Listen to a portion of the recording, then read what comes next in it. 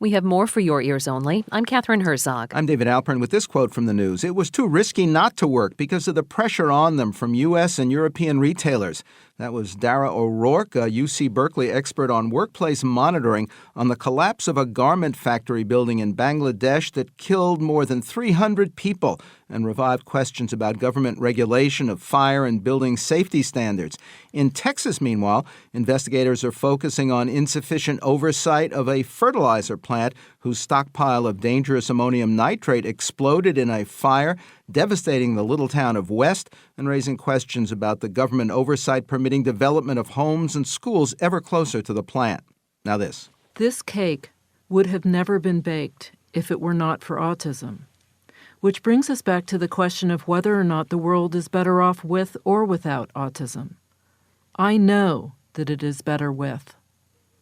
I think autism is a valuable part of human evolution. It may come as a surprise to some people, but not everyone who has autism wishes to be cured.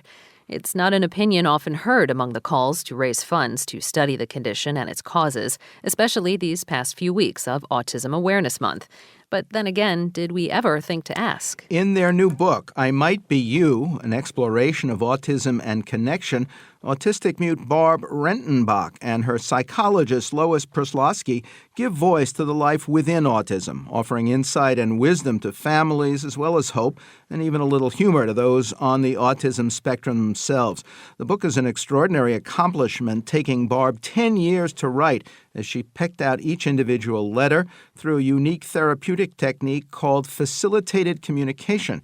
And for your ears only, we're joined on the phone by Barb's therapist and co-author, Lois Prislovsky. Welcome to the program. Thank you. It's a pleasure to be here. Tell us when and how you first met Barb and the kind of autism she presented at that time. Well, it was a little over 11 years ago. She was 28. She's 40 now. She had just had to return home from a residential community for developmental disabilities because her primary caretaker had gotten fired for smoking pot. So she came home, and her parents were ill-prepared for that because, as Barb tells you, you ask what kind of autism, Barb would say, the severe kind, if I may be so bold. And what were the social and intellectual expectations for Barb? There was no consensus on that. As Barb will tell you, she was disguised as a poor thinker, and it's a great disguise. I would say that none of us, her parents, myself, and Barb included, would not expect socially and intellectually what she's able to do now. Well, what led you to believe there was more potential there? And describe how you first began using this writing and teaching technique, facilitated communication, with Barb.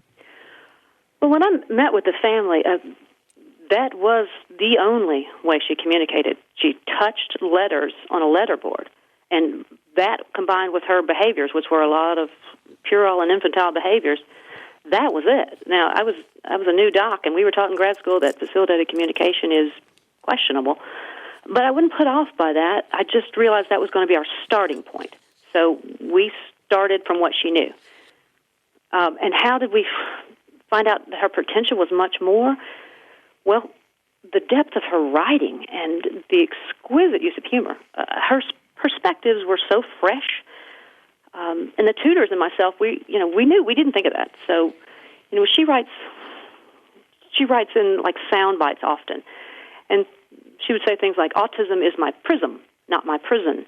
And comments like that, and the humor was just so rich. This book took 10 years to write, and it's such an incredible accomplishment. How did the idea for an actual published book between the two of you come about? Well, she started with history because we had to start motivating her from some way. And we know that, build on the strengths. So we would all, me and the various other tutors that would bring in books on history and philosophy, and she really likes biographical histories. And we knew this because when she typed with her, she had one teacher in high school that allowed her to type with her, and we got some facts out of that. And I read everything she had written early on, and we knew that. So we built on that. We'd bring in those things for her to choose each day. But when you're studying history with somebody, you discuss it, and that's how it began. She had to start thinking in words and typing so that her thoughts and discussions could go. So we built on that. Now, psychologists, we keep copious notes and records and session notes. So all those writings were kept. All the writings with all the tutors, all of the sessions, and I bind them in binder after binder and binder. So she had that data. And when she finally found, when she finally had enough introspection and thinking in words and starting connecting with others, and she decided, hey, I want to do something in this life and I'll find my purpose.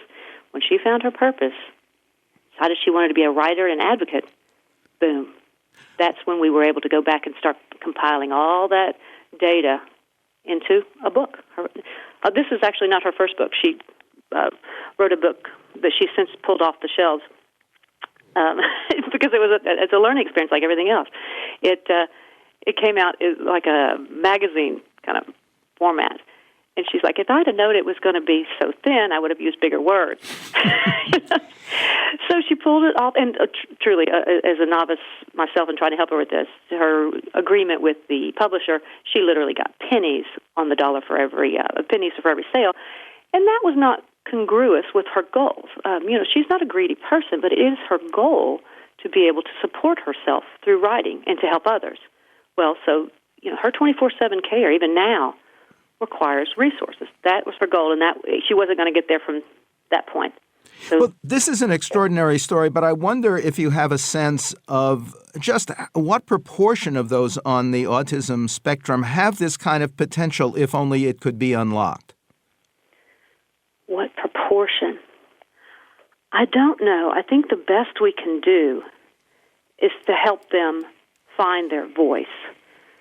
And to be quite honest, Barb has been very good for business. So her successes have allowed me to go into private practice, and now there's 30 of us working with many, many more students. And we see from those students that there's lots of potential, but you have to meet the students where they are, the individuals with autism, whatever their age. I don't know the percentages, but I know that when we take time to listen and we empower them, they often rise and exceed those expectations. Lois Prislovsky is the co-author with autistic Barb Rentenbach of I Might Be You, an exploration of autism and connection. Here's a quote from the news. Advocating for lower drug prices is a necessity to save the lives of patients. That was a group of more than 100 influential cancer specialists in a letter attempting to persuade pharmaceutical companies to lower the price of cancer drugs. Next, a constant songbird for your ears only.